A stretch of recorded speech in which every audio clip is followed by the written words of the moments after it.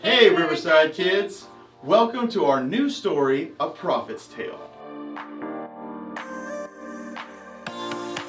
Doesn't that title sound like an epic adventure? Well, this story is the very beginning to a much larger story, the story of King David. But before we get to King David, we need to start with the prophet Samuel. Samuel has a huge part to play in King David's story. Really? Okay, this is exciting. I have always wanted to learn more about Samuel. Well, actually our story begins with Hannah. That's just too many people to remember. How many people are we learning about today? Actually, there's quite a few. Let's begin.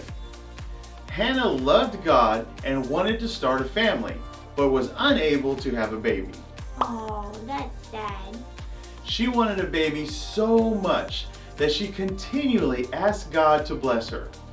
She even promised God if she had a baby that she would dedicate him back to the Lord. Wait, what does dedicate mean? Well, she wanted her baby to live and work for the Lord. Oh, well that's really nice to serve the Lord for your job.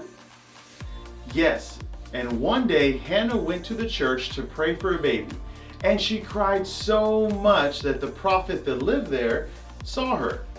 His name was Eli. Eli prayed for her that day and told her to trust in God. Then guess what happened? She got a job working for the Lord. Not exactly. She was blessed with a baby boy, and she dedicated him to God just like she promised.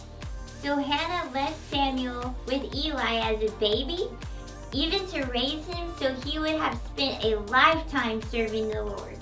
Yes, and Hannah would visit him often. Years went by and Samuel learned many things from Eli. One night, Samuel was asleep and he heard his name being called. What?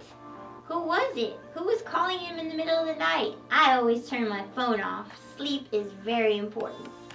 Well, they didn't have phones back in the Bible days. But Samuel thought Eli was calling him, so he went to his room and woke him up. Eli would say, "What? I'm not calling you, go back to bed." So this happened multiple times. And after so many times, Eli realized that it might be God trying to talk to Samuel. Eli had Samuel go back to his room and answer God with this prayer.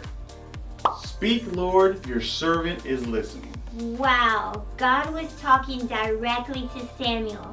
What did he tell him?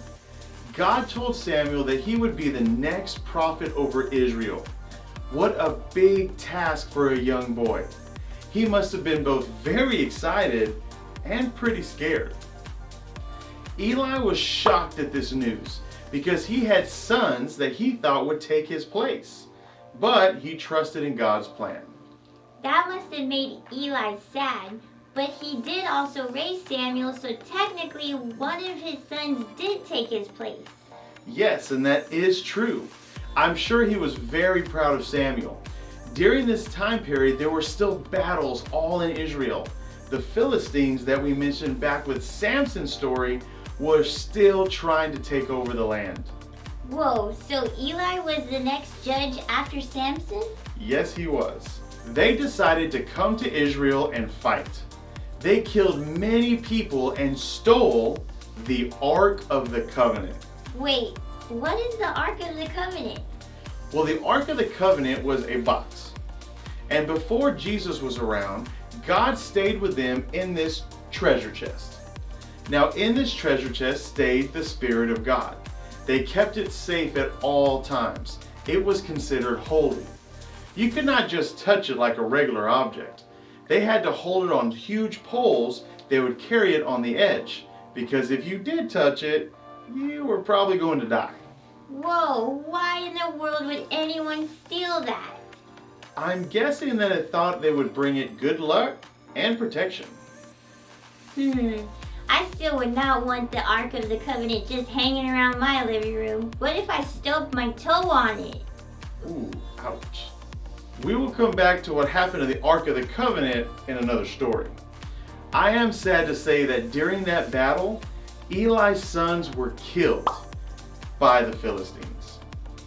When Eli heard this news of his sons and the Ark of the Covenant being stolen, he died right on the spot. So Samuel was left in charge at that moment. Can you imagine how he felt? God was with him the whole time. He trusted the Lord and he stayed strong for his country. He also continued to keep the people together and lead their hearts back to God. No wonder God trusted Samuel with such a big job. He did not buckle under pressure and remained faithful to God.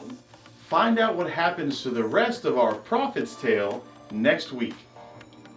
Join us every week for lessons just like this one and keep watching for this week's craft. See you next time.